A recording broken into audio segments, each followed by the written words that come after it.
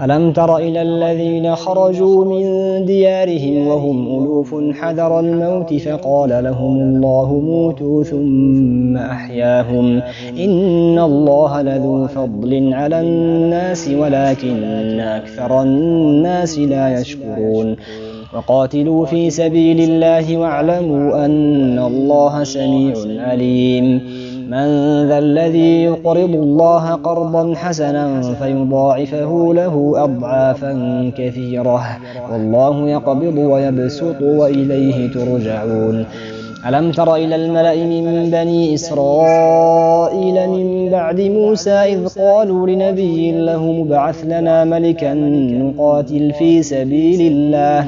قال هل عسيتم إن كتب عليكم القتال ألا تقاتلوا قالوا وما لنا ألا نقاتل في سبيل الله وقد أخرجنا من ديارنا وأبنائنا فلما كتب عليهم القتال تولوا إلا قليلا منهم والله عليم بالظالمين وقال لهم نبيهم إن الله قد بعث لكم طالوت ملكا قالوا أنى يكون له الملك علينا ونحن أحق بالملك منه ولم يؤت سعة من المال قال إن الله اصطفاه عليكم وزاده بسطة في العلم والجسم والله يؤتي ملكه من يشاء والله واسع عليم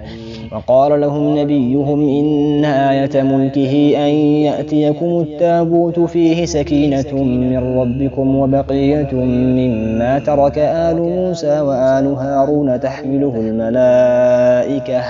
إن في ذلك لآية لكم إن كنتم مؤمنين فلما فصل طالوت بالجنود قال إن الله مبتليكم بنهر فمن شرب منه فليس مني ومن لم يطعمه فإنه مني إلا من اغترف غرفة بيده فشربوا منه إلا قليلا منهم فلما جاوزه هو والذين آمنوا معه قالوا لا طاقة لنا اليوم بجالوت وجنوده قال الذين يظنون أنهم ملاقو الله كم من فئة قليلة غلبت فئة كثيرة بإذن الله والله مع الصابرين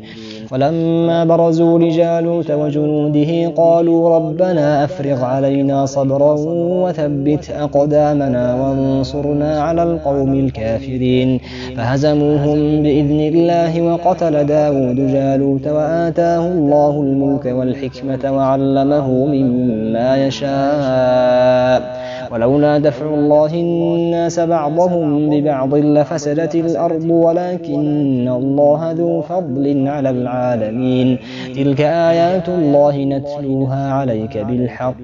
وإنك لمن المرسلين